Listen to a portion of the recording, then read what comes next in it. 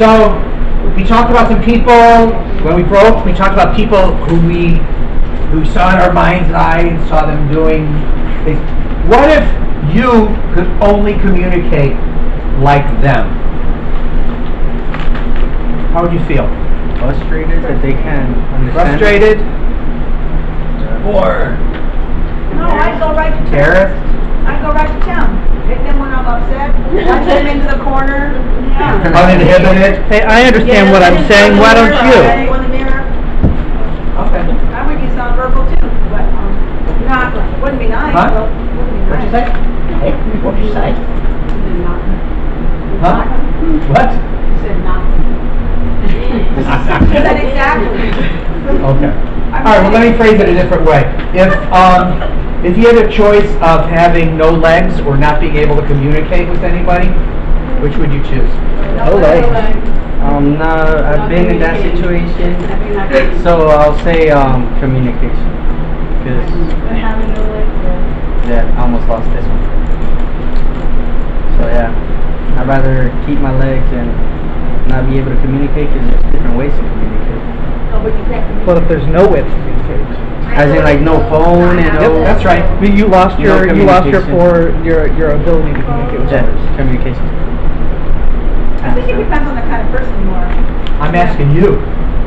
Yeah. If it was a matter of losing your legs or never being able to communicate with another person, which would you give up? My legs.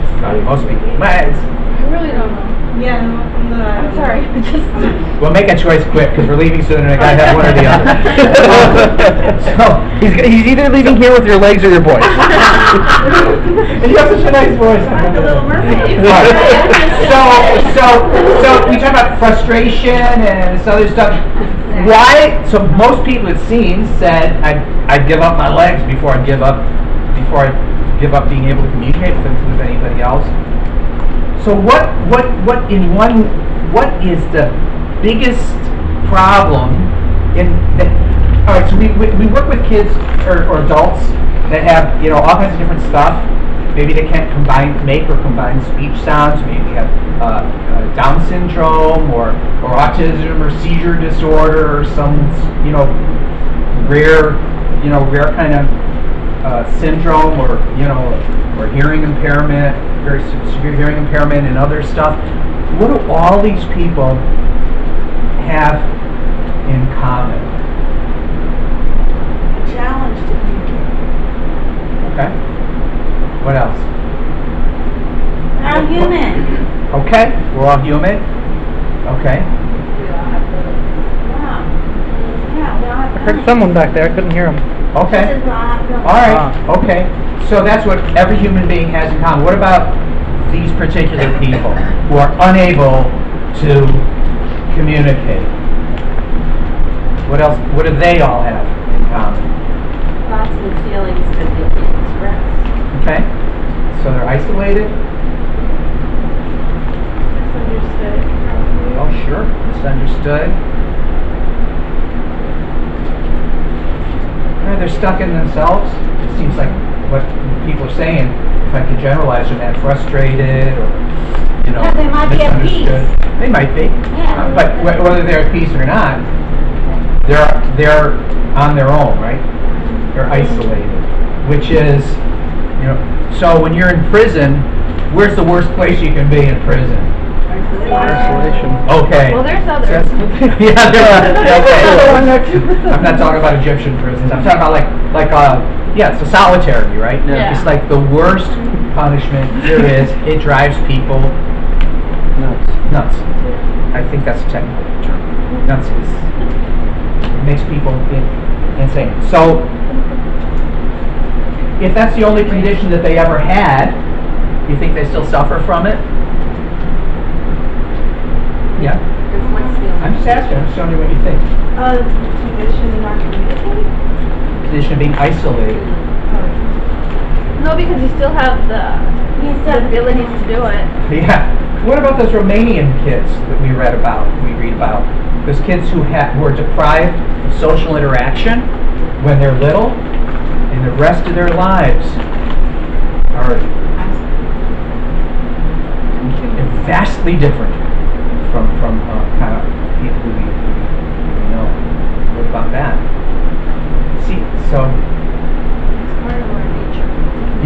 part of our nation. Okay, so if we're going to reduce their isolation, who has to change, them or us? All right. So let's try. So now here's a thought. Okay.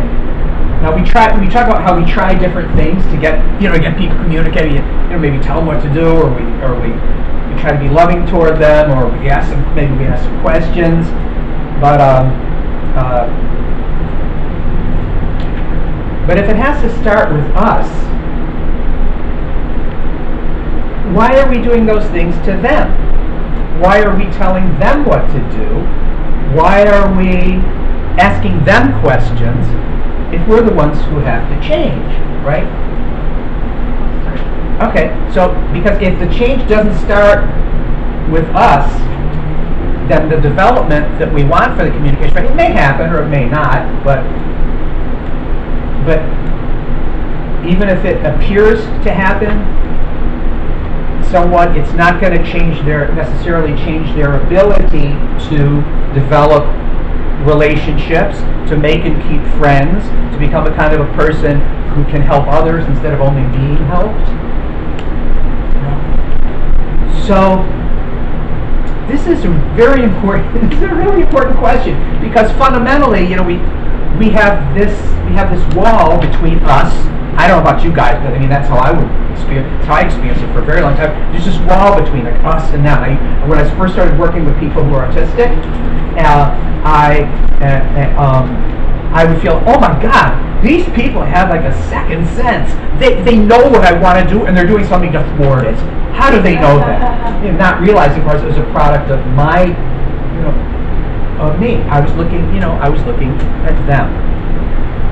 And then one day, never. I'm not going to go into that right now. Let's do this. So, okay, I will. So I was working for LA County Office of Education, and somewhere deep in the Santa Clarita bowel movement, and there was a child there who was on the schoolyard, and he had autism, and he would just take off on this big, huge fenced-in yard. And he'd go off, and then sometimes the teacher would come back and try to bring him back, and then he'd run off again or whatnot. So I was getting so frustrated. He was one of the kids I was supposed to work with. So I ran after him, and he went behind a bush. So I went behind the bush, and he pushed on some leaves. So I pushed on some leaves, and then he looked at me, and he made some kind of a sound. I don't remember what it was, but I made the sound back to him. And then he started running back to the group. So I ran back to the group. He stopped where the tetherball was, and he hit the pole. And I hit the pole, and then I took the ball and I threw it, and then he threw the ball back. And we had this thing going back and forth. And I realized somehow what I was doing was different. It seemed to be getting responsible when nothing else was getting a response from him. And the teachers hated me for it.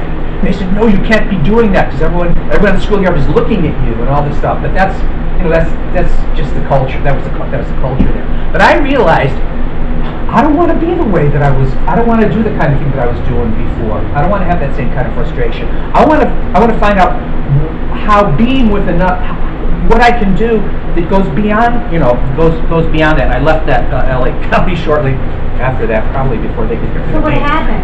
I mean, so you had this, and that was communicating. You were communicating. There were absolutely back and forth, and he would change his behavior in response to what I was doing, because I changed my behavior in response to what he was doing.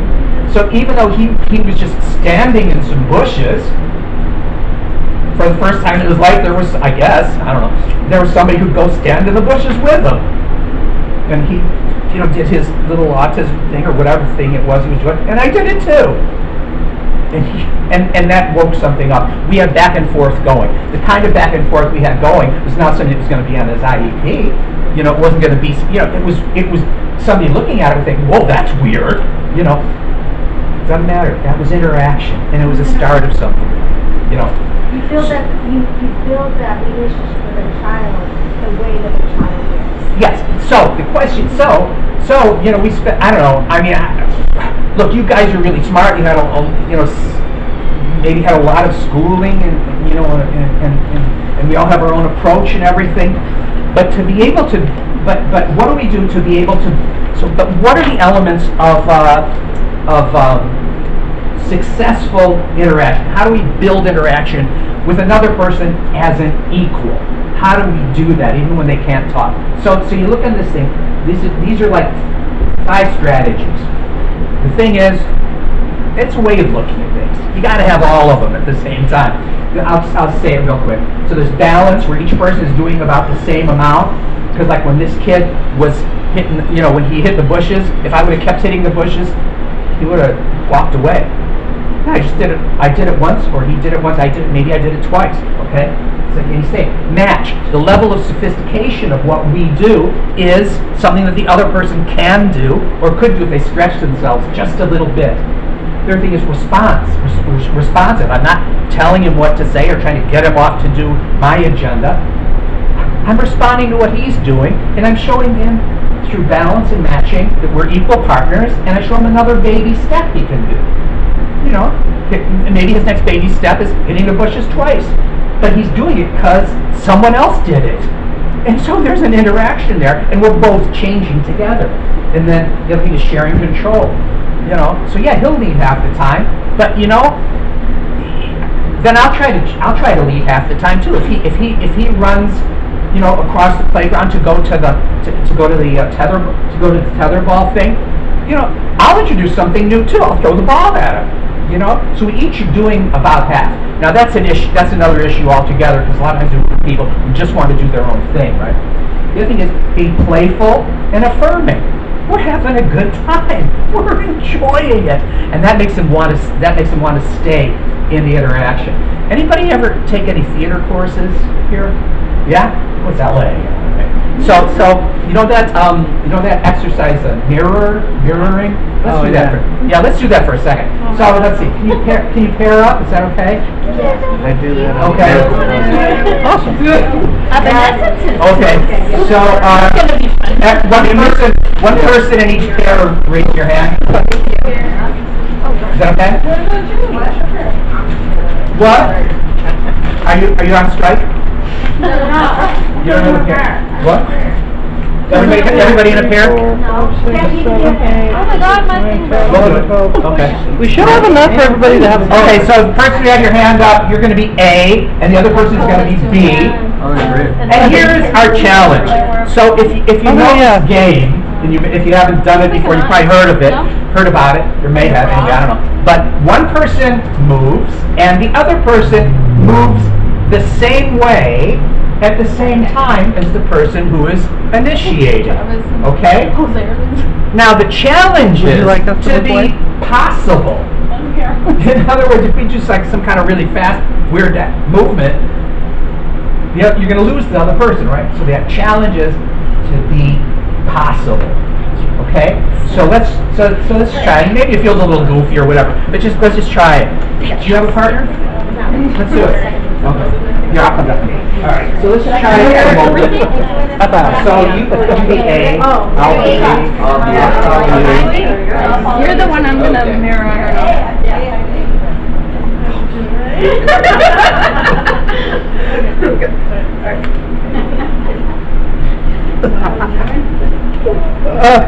Okay. Is it happening? I think so. Okay. So now. Yes, sir. Okay. Stop for just a second. How's that feel? People are smiling. Everybody's smiling. It's kind of cool. When we do something, I know. When we do something at the same time, that another person is doing it, whether it's laying on the floor and kicking, hitting a bush, or moving our hands, it's very affirming. It's really connecting. Okay, right?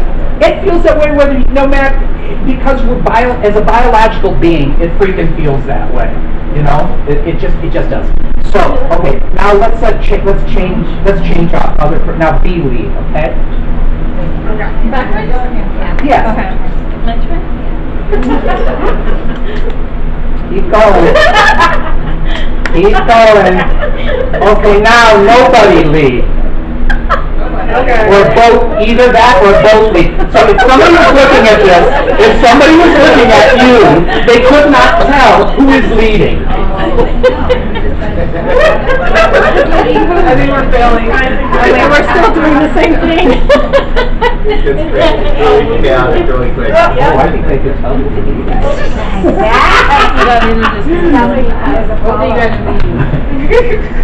Nobody's speaking anymore. Oh, you're just Okay. wasting time. Okay, now. That was the same time. Let me ask you something. It's like making Hi. Let me ask you. So it's fun. How did that feel doing that? Were you able to keep up pretty much? Yeah. Okay. So it's a work in progress. So now, all right. So this is a super powerful tool, and we'll look at something in a second. But all right.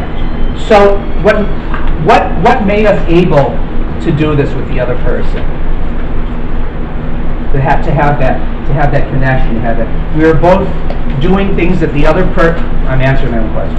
We were coordinating. That's one thing, we were coordinating with each other in a way, like a non-verbal way. We were being socially coordinating.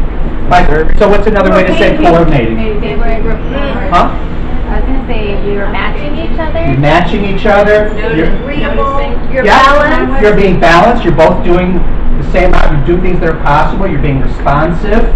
You're sharing control. You'd switch off. Yeah. You couldn't tell who, at some point who was leading, who was following. Definitely playful. You guys were laughing your butts off, and it's affirming because you're really honoring the other person by having that kind of interaction, and yet there's no questions in this. Nobody is telling anybody else what to do. And even though we have the structure, the rules of the game, if you do this with people who are not even playing the game, we know that has a profound effect too. Because you read about these things like this. Oh my God, it's getting so quick. Time so quick. But these courses like for executives, how to make, or salespeople, how to make the other person feel connected with you. One of the first things they do, you assume the same posture that they do. Even if the posture that the other person has is guarded and closed off, you assume that same posture, and automatically they feel some level of connection with you, even if your posture is off-putting. There's a connection. It establishes a connection, and this is true even when we're working with people with, Down syndrome or autism or seizure disorder or whatever else. You still feel that connection, and then what? Yeah, the eye connection. That's the most important thing you have to have. Yeah, well, here's the thing, and we'll look at that again, but let's remember that. So, eye connection, because there are plenty of people we work with for whom eye connection is like, if you said to them, look at me when I'm talking with you, they'd say, I can do one or the other. I can either talk to you or I can look at you. I cannot do both at the same time. Building's on fire? Your next guy? No.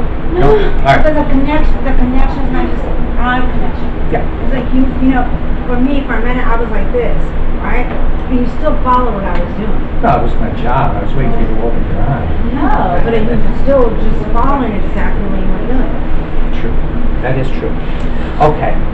So,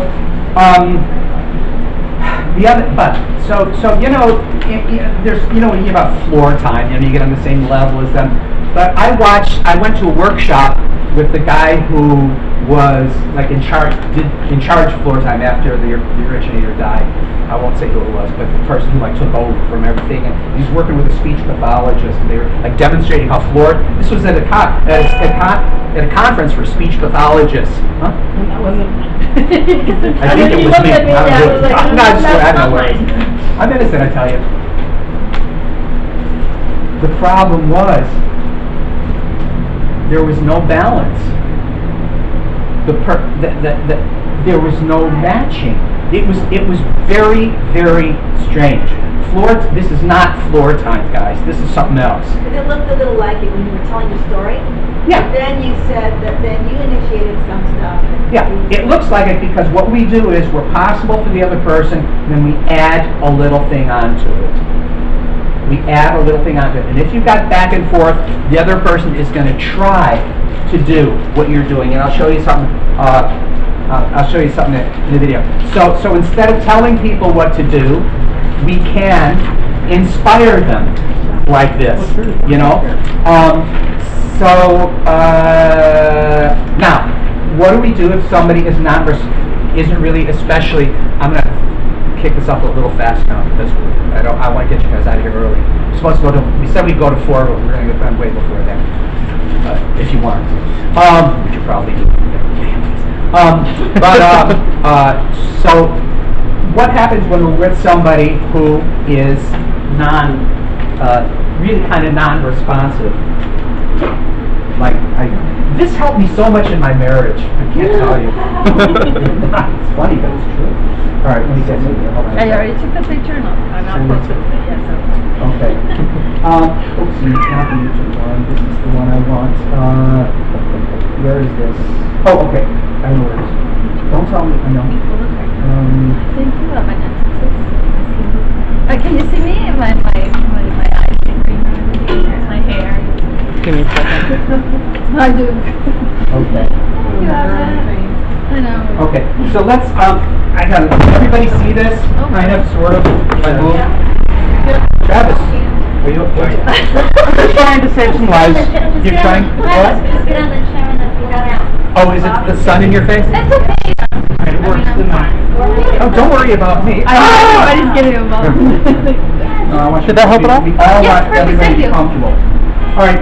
So, Thank you. So we all talked. So we talked about. Let's see.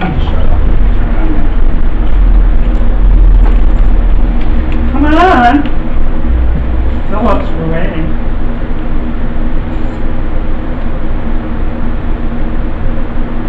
Okay, here we go.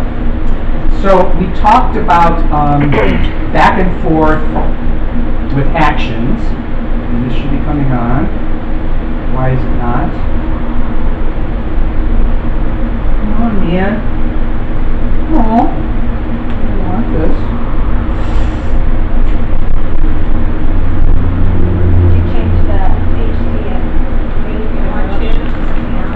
No, I can change it. Source. No, okay. Oh yeah. There you go. Whoa, you were right. That was magical. Okay. All right. So we talked about back and forth with actions. I'm sorry, it's hard to see. Let me get going. And so, what can that look like with a child who has no speech yet, or with a child who is seemingly not interested in other people? Anybody have kids like that they work with? Yeah. Okay. All right. That's fine. Not interested. Okay. So let's see. Okay, let's look at this. This is a child who, according to her mom, has never cared to interact with other people. And she's never handed anything to another person. We make a sound to build her anticipation. When she looks, we toss the cloth to her. Then, when she makes a sound, we make the same sound. Watch what she immediately does.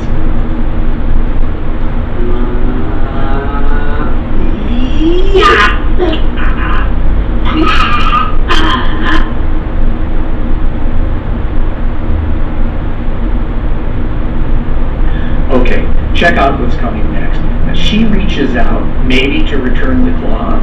So we act like she's returning it on purpose. Then I say, me, and she says what sounds like me, or maybe 3. This is a child who's never talked, and after 2 more turns, she doesn't just look into the distance and hand it over. She looks at me and then vigorously hands it over with a little toss, showing she really wants to have more back and forth. She's just started initiating play for the first time in her life. This is the start of social communication and language.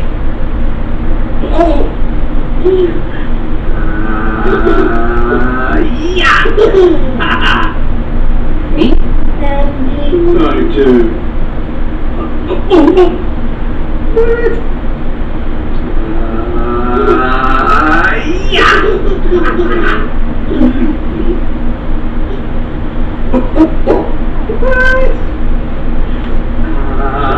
I